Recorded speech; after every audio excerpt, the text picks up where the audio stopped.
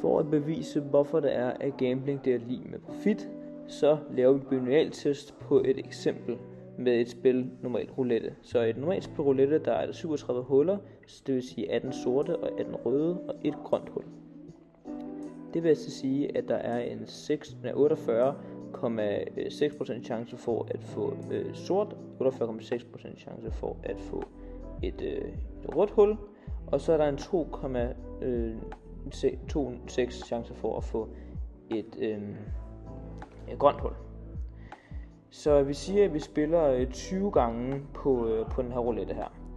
Og så vil vi gerne finde ud af, hvad er sandsynligheden for at få at bolden lander i et sort felt 15 eller flere af de her 20 spil. Så og måden vi vil gøre det på, det er at vi vil starte med at finde middelværdien. Og måden vi gør det er, at vi tager antalsparameteren, som er 20, og så vil vi gange det med 48,6, som er vores sandsynlighedsparameter. Og det bliver så 9,72. Så nu har vi vores middelværdi, som er 9,72. Så i Inspire, der kan vi bruge en formel, der hedder Binom CDF.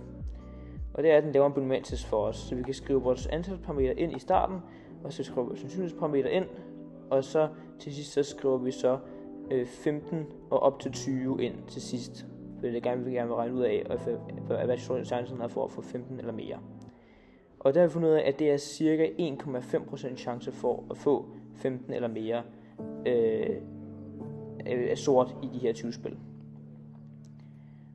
Og det er med konfidensinterval på 95%.